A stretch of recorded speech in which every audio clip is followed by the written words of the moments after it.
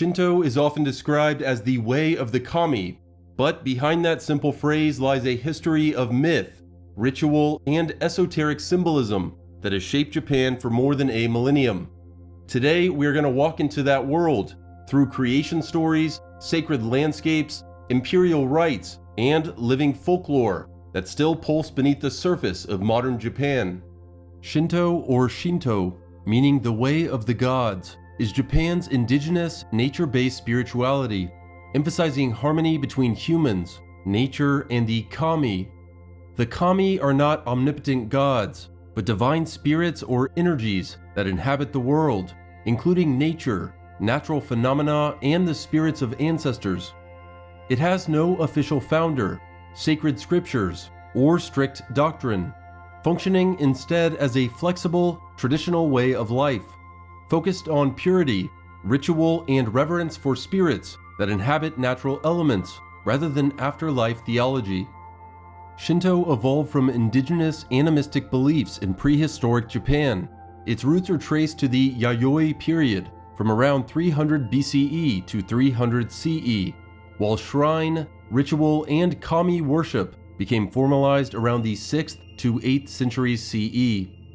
The word Shinto itself is written with the characters for kami and wei, and it signifies the kami way, with the Chinese character for kami read as shin in the word Shinto, or jin in compounds like jinja, the name for a Shinto shrine, a word literally meaning kami dwelling. In this sense, Shinto is not a single founder-centered religion, but a constellation of practices oriented towards beings and presences called kami, including the spirits of heaven and earth, of wind and water, of mountains, trees, ancestors, and extraordinary phenomena.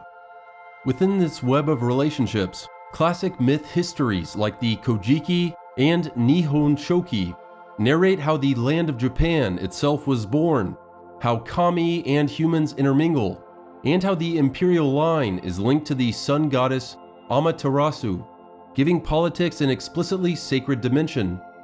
Shinto thought, from ancient myths to Edo-Period scholarship, has also developed subtle reflections on the nature of reality, emotion, purity, and destiny that resonate with other esoteric and mystical spiritual systems around the world, even when Shinto itself does not frame them as mysteries in the Western occult sense.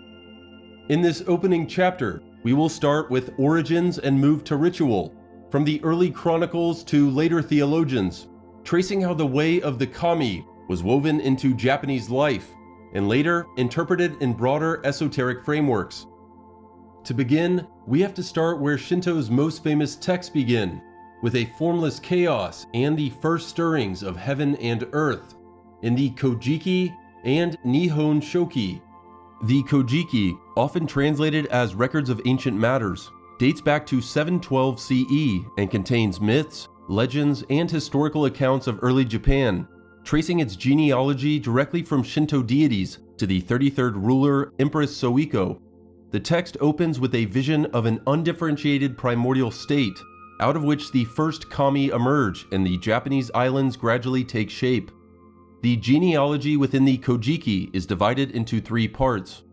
The first, Kamitsumaki, or Records of the Kami, details the creation of Japan, the birth of deities, and the divine ancestry of the imperial line.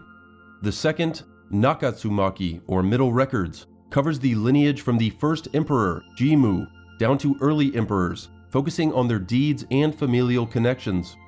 The third, Shimotsumaki, or Lower Records, records the lineages of subsequent rulers, up to Empress Soiko, detailing imperial princes, princesses, and palace locations.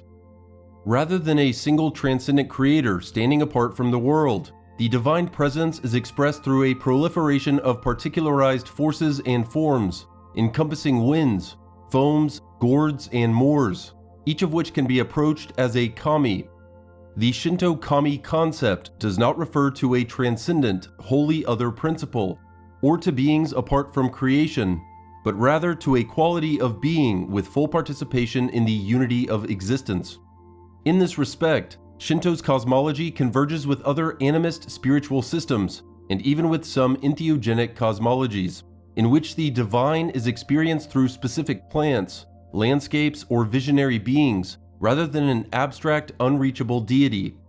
The Kojiki also gives us one of Shinto's most powerful scenes of death, pollution, and purification in the story of Izanami's descent to the underworld and Izanagi's attempted rescue. Within this text, we read that the heavenly kami command the paired deities, his majestic being Izanagi and her majestic being Izanami, ordering them to make, consolidate, and give birth to this drifting land, and granting them a jeweled spear with which they stir the chaotic waters. From the drops that fall from the spear, the first island is formed, and the couple then proceed to beget the deities destined to preside over the land, sea, mountains, rivers, trees, and herbs, populating the cosmos with manifold kami.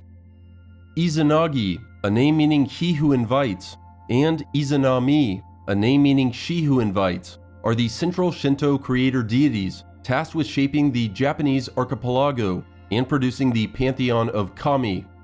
They created Japan by stirring the ocean with a spear, married, and populated the land, but their story turned tragic when Izanami died giving birth to a fire god and became goddess of the dead, leading to a fateful separation of life and death.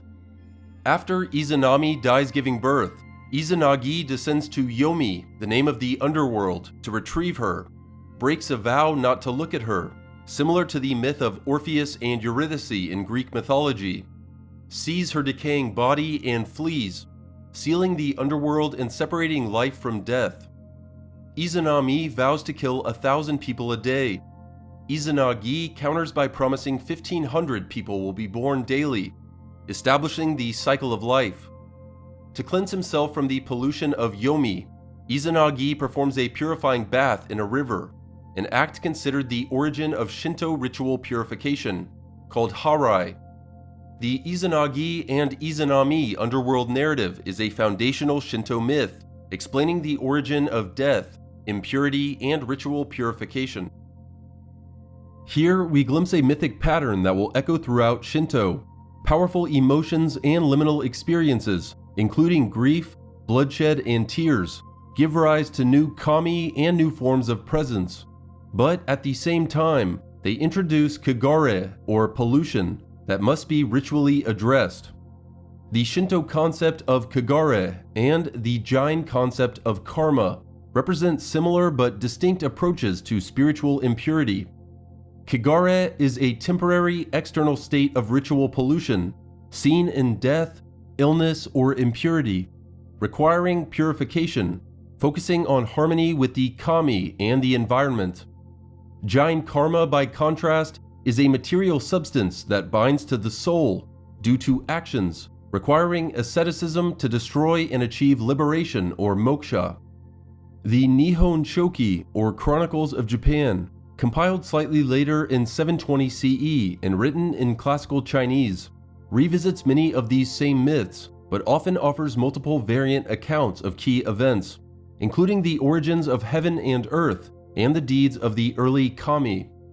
The Nihon Shoki, also called the Nihonji, is the second oldest book of classical Japanese history. It is more detailed and structured than the Kojiki, which is the oldest surviving text, and it serves as one of the most important historical sources for understanding ancient Japan. Historians and archaeologists rely on it because it preserves the most complete surviving record of early Japanese history. The composition of the Nihon Shoki reflects strong influence from Chinese culture, since the Japanese court at the time wanted an official written history comparable to the formal historical records of China. The work begins with the Japanese creation myth, describing the origin of the world and the first 7 generations of divine beings. Like the Kojiki, it includes mythological narratives, but it continues much further, covering historical events up through the 8th century CE. The later sections of the Nihon Shoki are considered more historically reliable than the Kojiki. The Nihon Shoki emphasizes the moral qualities of rulers, highlighting both virtuous leadership and serious failures. It also records myths, political events, and diplomatic relations with other countries. Unlike the Kojiki, which blends Chinese writing with phonetic Japanese elements, the Nihon Shoki is written entirely in classical Chinese, the formal language of government at that time. It also includes notes explaining how certain words were pronounced in Japanese. Together, the narratives preserved in the Nihon Shoki and the Kojiki are known as the Kiki stories, forming a foundational layer of Japanese myth, history, and cultural identity, much like the symbolic transmission of sacred kingship seen in other ancient systems aligned with celestial order. The Kojiki is prized for its ancient pure Japanese style that preserves the flavor of earlier oral transmission, while the Nihon Shoki adopts the more cosmopolitan Chinese literary idiom of the court, reflecting different layers of cultural interaction. These two texts together serve in later Shinto discourse as something like scriptural sources, not in the doctrinal sense of the Bible or Quran, but as repositories of myth and precedent that can be mined for theological reflection, ritual legitimation, and national ideology. The mythic narratives preserved in the Kojiki and Nihon Shoki present a cosmos animated by living forces and divine ancestry, themes that shape the symbolic imagination of Shinto. When viewed through the wider lens of comparative analysis, these motifs reveal striking parallels with other spiritual and esoteric systems that also describe a universe permeated with sacred presence and intelligible order. In other esoteric spiritual systems, we often encounter a descent into the underworld or the realm of death, in Greek called katabasis, as a necessary ordeal on the path to transformation. For example, in certain Orphic, Hermetic, or initiatory strands within Western esotericism, or in Amazonian myth cycles associated with visionary plant use, a hero descends into the realm of spirits and returns with new knowledge or power. Scholar Joseph Campbell describes this journey of descent and return called The Hero's Journey in his 1949 book, The Hero with a Thousand Faces. By contrast, Shinto's Izanagi emerges from Yomi or the underworld, not with secret gnosis but with a condition of intense impurity that requires a ritualized act of purification, the famous misogi, during which further major kami are born. Misogi specifically refers to ablution or washing the entire body in water, be it waterfalls, rivers, or the sea, whereas harai is a broader term for purification rites, often involving a priest waving a wand, called haraigushi, over people or objects. In the Kojiki, after fleeing Yomi or the underworld, Izanagi performs ablutions, and as he washes his left eye, the sun kami Amaterasu Omakami arises. From his right eye appears the moon kami Tsukuyomi, and from his nose the storm kami Suzano-o, establishing the triad that will govern heaven, night, and the seas. Compared with ancient Egyptian cosmology, Shinto features a female sun called Amaterasu and male moon called Tsukuyomi. Egypt features mostly male sun deities, as seen in Ra or Amun. Shinto emphasizes harmony called Wa through ritual and managing conflict between volatile sibling kami. Egyptian cosmology emphasizes the consistent, orderly battle against chaos, personified in the Egyptian deity Ma'at. In Shinto, the absence of Amaterasu causes chaos, as seen in the cave myth. In Egypt, darkness is the necessary night phase of the sun's journey. The Amaterasu cave myth, found in the Kojiki, details the sun goddess hiding in a cave after her brother, Susanoo, caused chaos, plunging the world into darkness. Other gods lured her out using a lively party, featuring dance and a mirror that reflected her own light, restoring sunshine. In traditional Shinto thought, kami is not seen as remote deities, but as a quality of being that can manifest in countless forms, and that the early mythic materials in both the Kojiki and Nihon Shoki speak of a pre-existing substance from which the kami and the world emerge, rather than a creation ex nihilo by an absolute god. This immanent ontology parallels, in a very different cultural idiom, the way some tantric and esoteric systems view deities as manifestations of an underlying sacred reality, or suchness, present in every phenomenon and accessible through ritual and contemplative engagement, rather than through faith in a distant creator. At the same time, the Shinto materials remain firmly grounded in specific Japanese places, genealogies, and ritual practices, resisting abstraction. Where some Gnostic or Hermetic texts emphasize a fall of spirit into matter, or where certain Indian systems describe cycles of emanation and reabsorption from a primordial absolute, the Kojiki and Nihon Shoki offer a more incremental, genealogical unfolding from shapeless chaos to a structured cosmos populated by a family of kami and monarchs. There is no sharp opposition between spirit and matter here. Instead, the sacred emerges through, and as the processes of, birth, death, purification, and naming that configure the world, and the task of ritual is to maintain proper relations within this always living field. Edo-Period Shinto scholars later turned back to these ancient texts in order to articulate a more explicit theology of the kami and of human emotional life. In his Kojiki Den, the Japanese philosopher Norinaga famously reflects on the nature of kami and on the sensibility, called mono no aware, often translated as the pathos of things, tying it to the spirit of the kami way or Shinto of antiquity. The emphasis on musubi, which is the creative, binding, generative power that draws beings into relation, and on an original purity that manifests through spontaneous feeling, again suggests intriguing parallels with other spiritual systems, where the cosmos is understood as a web of interdependent energies, or with mystical schools that affirm an original goodness or luminosity of the heart, obscured by later accretions. In some entheogenic contexts, practitioners speak of plants or substances as teachers, whose spirit awakens in the participant an intuitive understanding of the living world.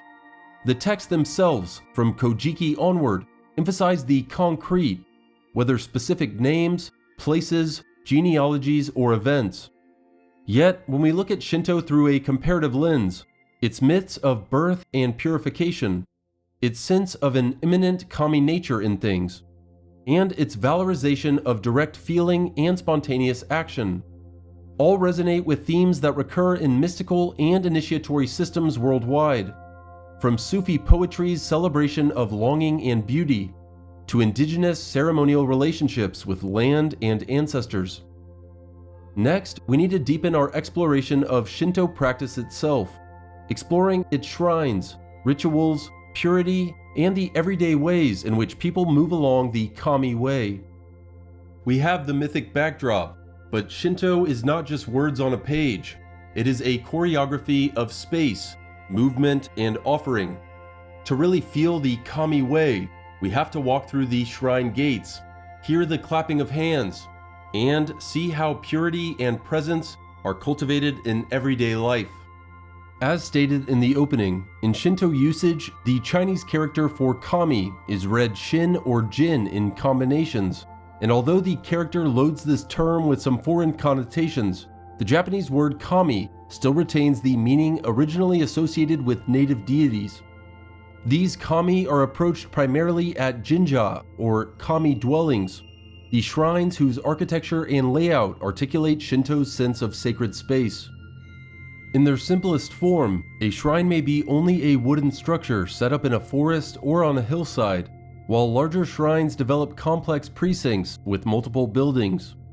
One of the most iconic features of a Shinto shrine is the torii, the gateway that marks a transition from the profane realm to the domain of the kami. Before the main hall in a Shinto shrine, there is usually a torii, or sacred gateway, and that the precincts may include a stone-paved approach, a purification font, a prayer hall, and the main sanctuary in which the kami is enshrined. Passing under the torii, the visitor ritually crosses into a liminal zone, and this architectural threshold functions much like the symbolic gates or circles in other ritual traditions, indicating a shift in awareness and behavior as one approaches the sacred. Within the shrine, the heart of the sacred presence is often the shintai, the body of the kami, such as a mirror, sword, jewel, or natural object, which is not worshipped as a god in itself, but as a vessel of the kami's presence. These may be natural objects such as rocks, trees, or mountains, or man-made objects such as mirrors, swords, and jewels. Shinto strongly reveres and worships certain rocks as sacred, a practice known as iwakura. These stones are believed to be inhabited by kami and serve as a spirit body or focal point for prayer, rather than just representing them. Shinto prominently worships natural formations, regarding them as dwellings or manifestations of kami. Mountains, rivers, waterfalls, trees, and rocks are considered sacred sites holding inherent divinity, with many early shrines built specifically to honor these natural wonders. The large number of Shinto shrines are places where kami are enshrined.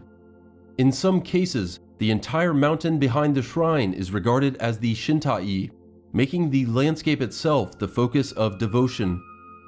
This intertwining of architecture and environment parallels other esoteric spiritual systems in which specific natural forms, whether a peyote cactus, a psychoactive vine, a mountain, or river, become the axis of ritual contact with the more than human world. The ritual sequence at a shrine begins with purification, reflecting the deep concern with kagura, or pollution, that we saw in the myth of Izanagi's return from Yomi. At the entrance to the shrine precincts, visitors perform tamizu, or washing hands and rinsing the mouth, at a basin called a chozuya. The worshipper pours water over his hands and rinses his mouth as an act of symbolic cleansing before approaching the kami. This act is a small-scale echo of misogi, the full-body purification by water that Izanagi performs after leaving the underworld, and from which the major kami are born. Misogi in Shinto and Christian baptism both use water for spiritual purification, but differ fundamentally in purpose. Misogi is a repeated ritual to wash away accumulated daily impurities called kagura, while baptism is generally a one-time initiation rite, marking spiritual rebirth, removing original sin, and joining the church. In this way, every visit to a shrine recapitulates the mythic pattern, moving from a state of impurity toward renewed contact with the kami through water, offering, and reverent address. The central act of worship at a shrine is often framed in 4 steps: bowing, clapping, praying, and bowing again. Standing before the haiden or prayer hall, bows twice, claps his hands twice, silently prays, and then bows once more, a pattern that helps focus attention and signal respect. Offerings such as rice, sake, salt, and evergreen branches called tamaguchi are presented to the kami. Offerings are made in order to express gratitude to the kami for their blessings and to petition them for continued protection and prosperity. In a sense, this reciprocal exchange of gifts and gratitude mirrors the relational dynamics in many indigenous and entheogenic spiritual systems, where offerings to plant spirits or ancestors are integral to maintaining balance and receiving guidance. The shrine is also a site of matsuri, the festivals in which the community and the kami come together in more elaborate ways. Matsuri is a general term for Shinto rites and festivals, and in ancient times, these rites were intimately connected with the agricultural cycle, especially rice cultivation. Shinto rites were originally concerned chiefly with agricultural fertility, and many matsuri are still timed according to the agricultural seasons, including spring planting rituals and autumnal harvest festivals. During matsuri, the kami may be carried out of the shrine in portable mikoshi, paraded through the streets, accompanied by music and dance, reaffirming their presence in the broader space of the village or neighborhood. Kagura, the sacred dance associated with Shinto ritual, has its mythic origin in the tale of the goddess Ame no Uzuma, dancing before the cave of Amaterasu to lure the sun goddess out of hiding. While our earlier section focused on Izanagi and Izanami, the Kojiki also records that when Amaterasu hid in the heavenly rock cave, plunging the world into darkness, The gods gathered, and Ame no Uzuma hung the heavenly rock trees of the heavenly Mount Kagu with countless jeweled necklaces, then overturned a tub and, stamping resoundingly, became divinely possessed and exposed her breasts and pushed her skirt band down to her genitals. The other deities laughed, and Amaterasu, curious, peeked out, whereupon she was drawn back into the world, restoring light. Kagura is based on this myth and is performed to entertain and please the kami, integrating music, dance, and sometimes trance-like states.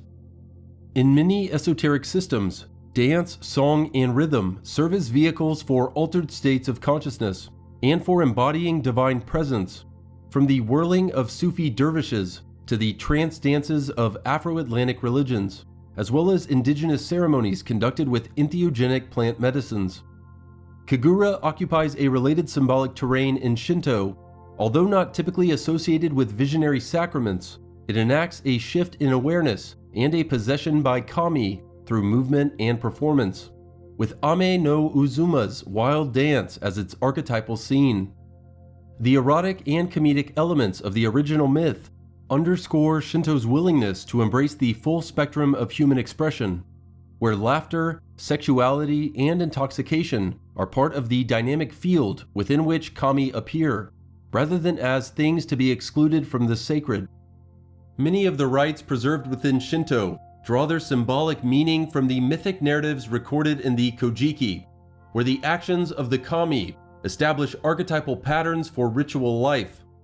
These narratives find practical expression in the rhythms of shrine experience, where ceremonies of purification, offering, and seasonal observance sustain the living relationship between kami and community.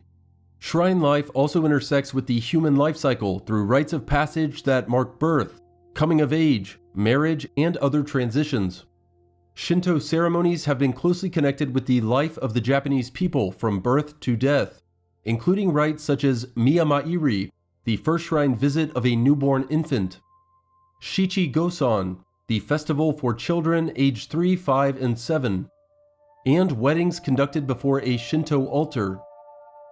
Wearing traditional garments, receiving blessings from the priest, and offering prayers at these critical moments reinforce a sense that personal destiny is woven into the wider relational web of family, community, and kami.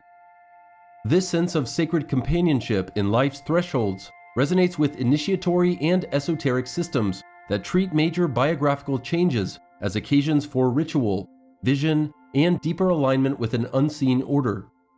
Purity, however, is always a concern, and Shinto acknowledges both ritual and moral dimensions of this concept. Shinto distinguishes between sumi, or offenses or impurities, and kagare, or defilement, noting that sumi originally meant physical defilement, but later came to include moral and spiritual offenses as well, while kagare can result from contact with death, blood, or other taboo conditions. To restore harmony, Shinto employs purification rites, such as oharai, in which priests use ritual words called norito, and symbolic actions to cleanse persons, spaces, or even the entire community. This pattern recalls the way some esoteric and entheogenic systems use specific chants, smokes, baths, or plant-based cleansers to remove harmful influences or to reset the participant before or after intense experiences. The norito themselves, the formal liturgical prayers of Shinto, are an important textual and sonic dimension of the tradition. Norito are ritual incantations composed in a special liturgical language, and the ancient collection known as the Ingishiki preserves many examples. These texts address the kami with elaborate honorifics, recount the purpose of the rite, and request blessings such as protection, bountiful harvests, or the removal of impurities.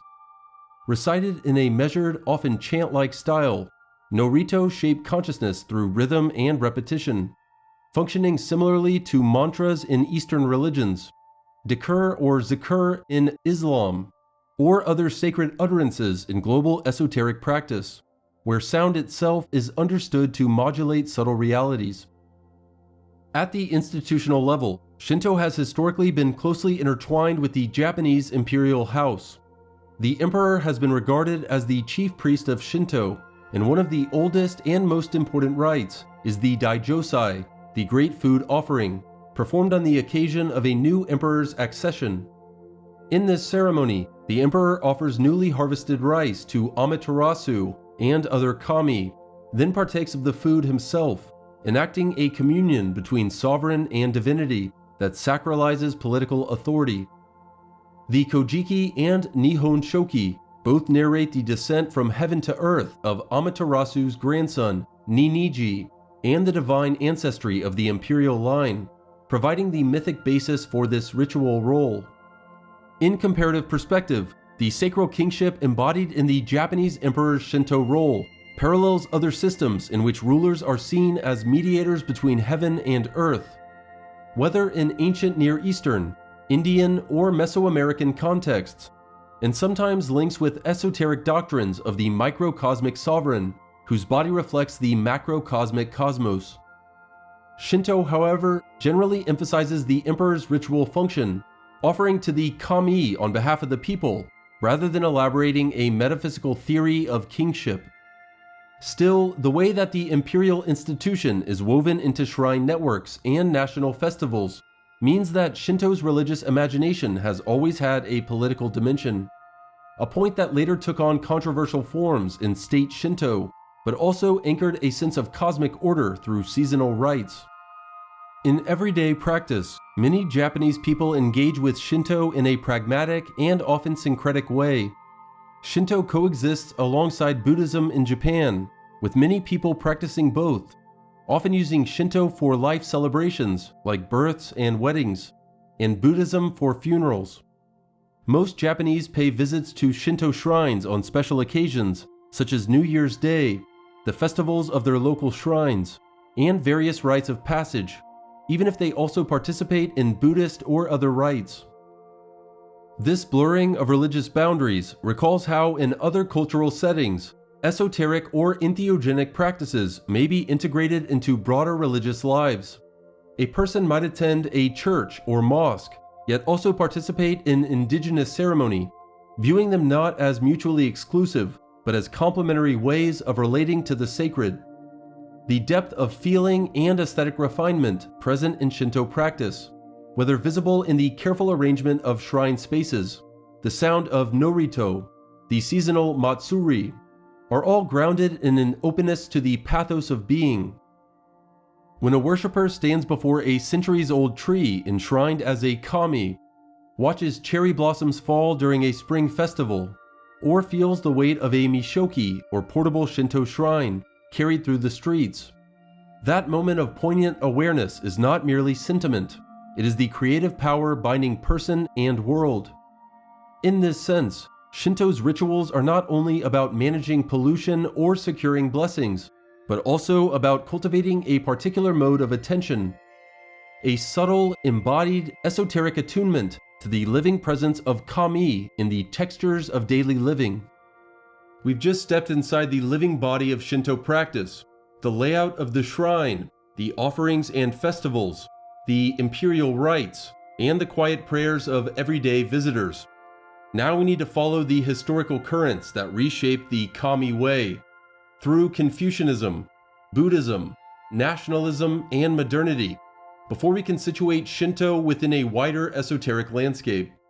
Shinto and Confucianism are distinct, often blended spiritual systems in Japan, where indigenous animistic Shinto focuses on kami, or spirits and nature, and ritual purity, while imported Chinese Confucianism emphasizes social harmony, hierarchy, ethics, and ancestor respect. Together, they form a key part of Japanese religious life. Confucianism arrived in Japan before Buddhism, with textual traditions likely arriving as early as the 4th or 5th century CE via Korean scholars, while Buddhism was officially introduced in the mid-6th century. However, Buddhism was adopted as a formal religion first, while Confucianism acted as a philosophical and political influence before becoming a dominant social doctrine later. From early on, what we call Shinto did not develop in isolation, but in constant dialogue with Confucianism, Buddhism, and continental thought. Already by the Nara and Heian periods, kami cults, and Buddhist institutions interwove so tightly that later scholars coined the term Shinbutsu Shugo, the amalgamation of kami and Buddhas, to describe their fusion. In this environment, kami were often interpreted as local manifestations or trace appearances of universal Buddhas and Bodhisattvas. A Buddha is a fully awakened being who has discovered the path to liberation, while a Bodhisattva is a compassionate being training to become a Buddha to help all sentient beings. In Mahayana Buddhism, Bodhisattvas delay their final nirvana to aid others, whereas Buddhas represent the principle and pinnacle of enlightenment. A classic formulation of this fusion is the Honji Suijaku paradigm, according to which the so-called original ground of being is a Buddha or Bodhisattva, and the so-called manifest trace of being is a particular kami appearing in Japan to save beings suited to that form. That combined Buddhism and Shinto, holding that native kami are local, temporary manifestations, or Suijaku, of universal Buddhist deities, called Honji.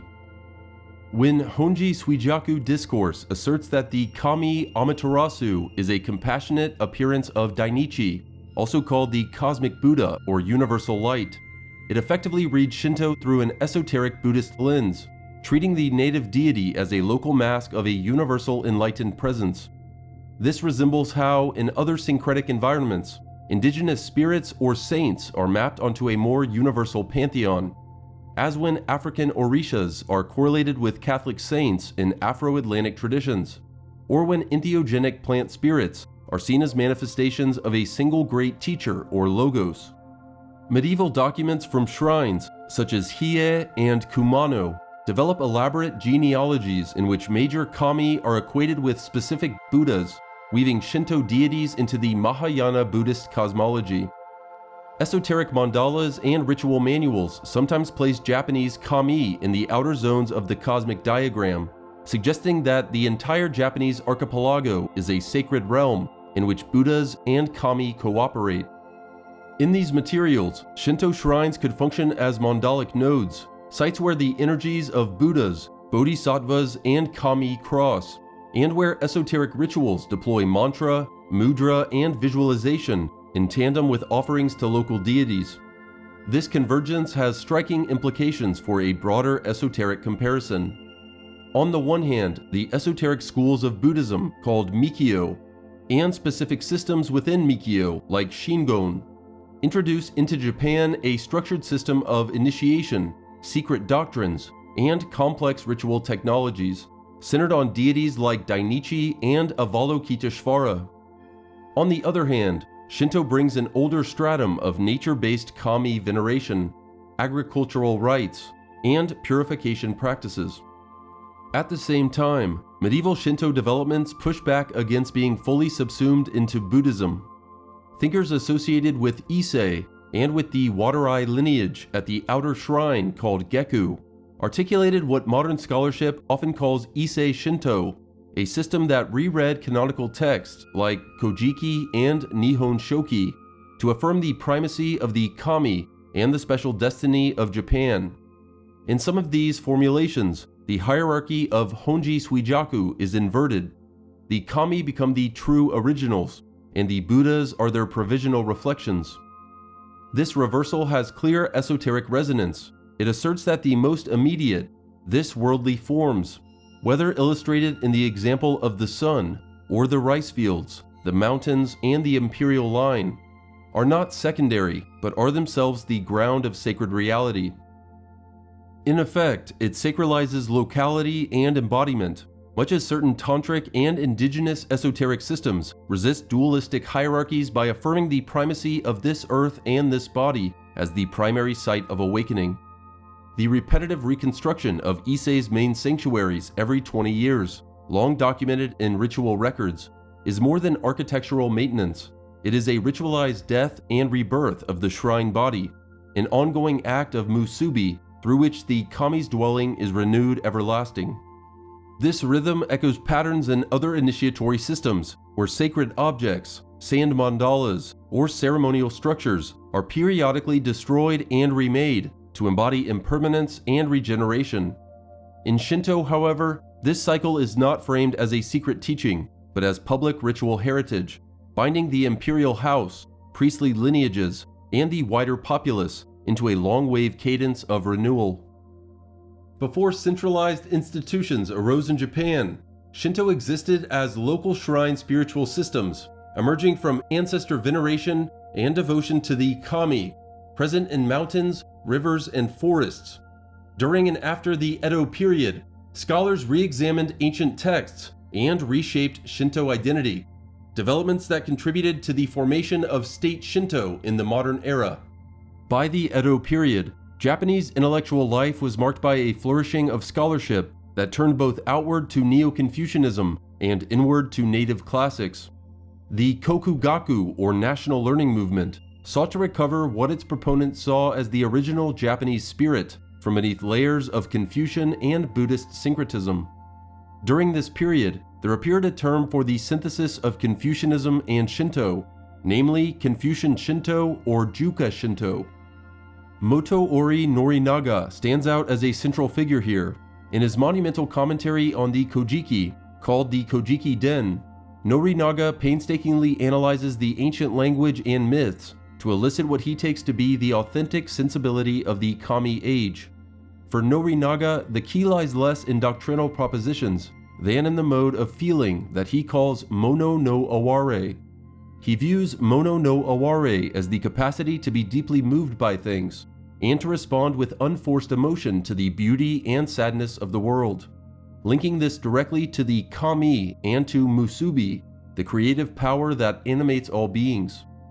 In this view, the esoteric secret of Shinto, if we can call it that, is not a hidden doctrine but a way of being, an unblocked responsiveness to the world as kami.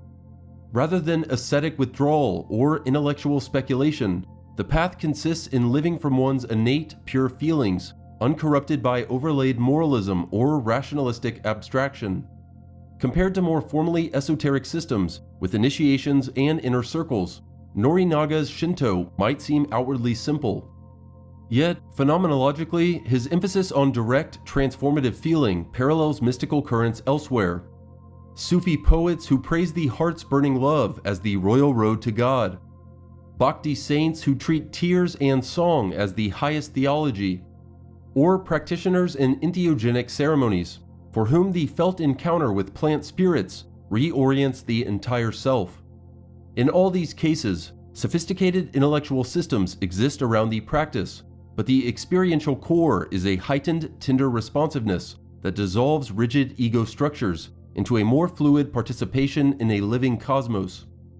Norinaga also insists that the Japanese people, by virtue of the land and its kami, have an especially pure innate nature, called kiyomi, a position that later nationalists would radicalize. For him, returning to the ancient myths and songs is a way of reconnecting with that original clarity. It is crucial, however, to distinguish his project from later state ideologies. Norinaga is interested in how the language and stories of early Japan disclose a world in which the divine and human interpenetrate seamlessly, and in which the potential is immanent in the present state of things and the patterns of time. In this, his thought offers a kind of ontological poetry that resonates with other esoteric philosophies of immanence, even as it remains firmly anchored in Japanese literature and sensibilities.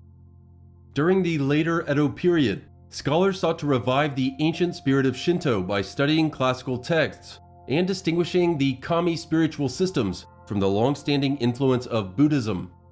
After the Meiji Restoration, the state reorganized Shinto around imperial mythology and shrine administration, creating what later scholars call state Shinto.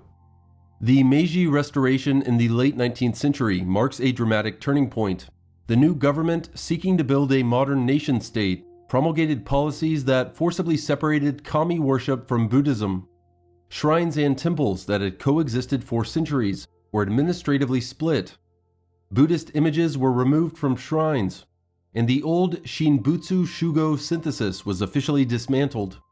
The state elevated Shinto as a kind of national, non-religious civil right, while categorizing Buddhism and Christianity as religions in a more restricted sense. This system, often dubbed state Shinto by later analysts, reconfigured the kami way into an instrument of imperial ideology. The emperor's divine ancestry, as narrated in the Kojiki and Nihon Shoki, was emphasized. Shrine networks were reorganized, and school rituals and civic ceremonies inculcated a sense of loyalty to the throne, framed in sacred terms. While local shrine practices and seasonal festivals continued, their public meanings were increasingly overcoded by the language of kokutai, the national essence.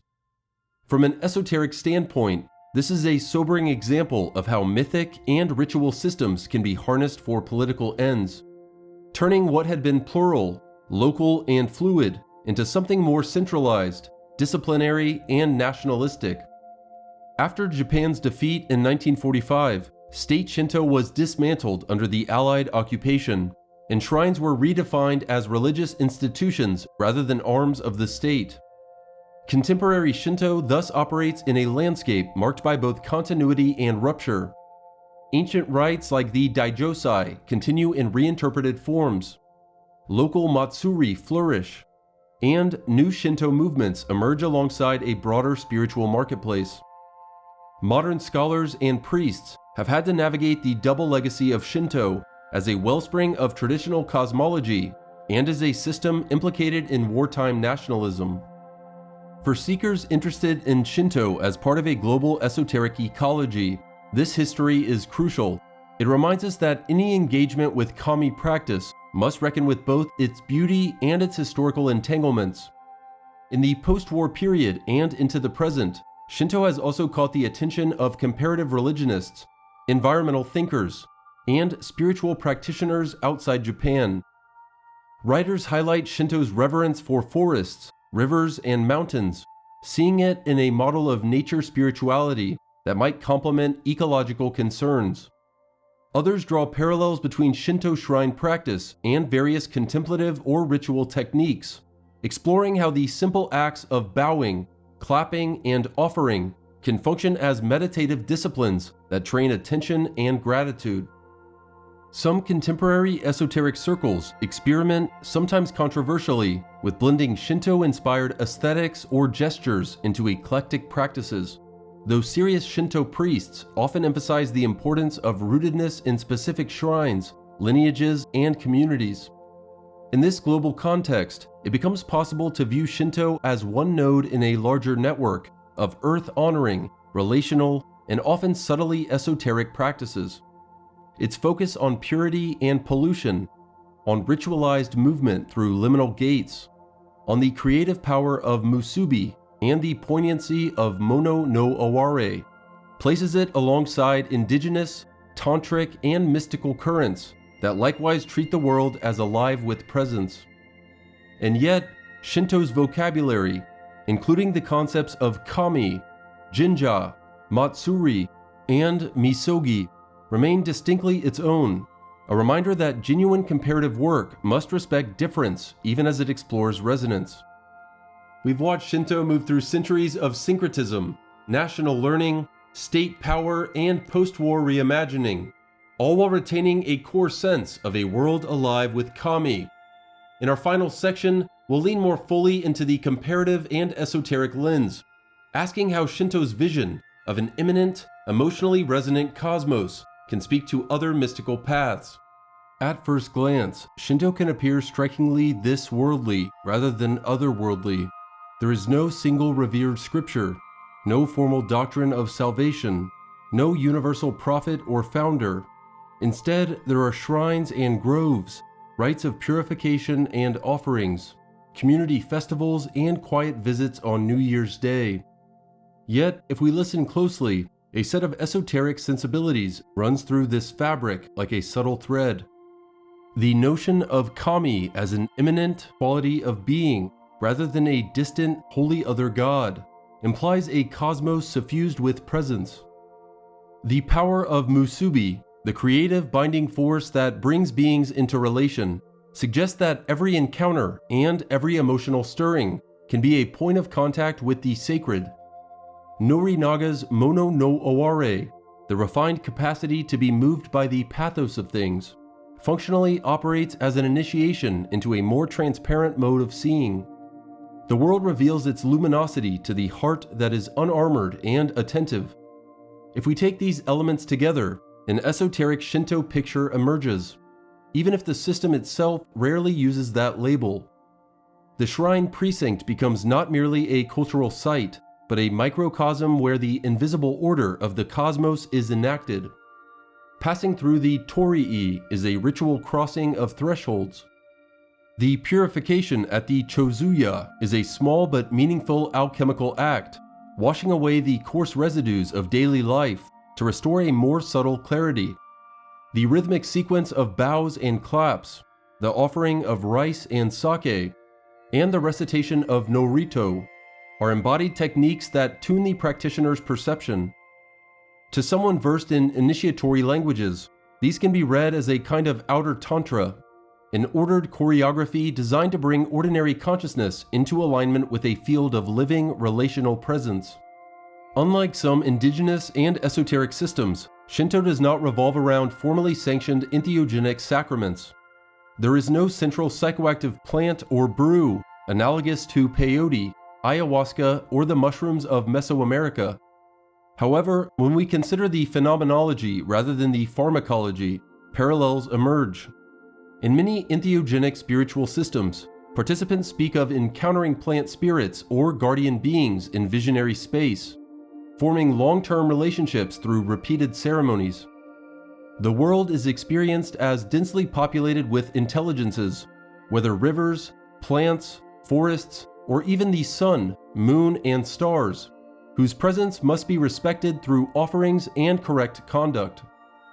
In Shinto, the language is different, but the structure is familiar.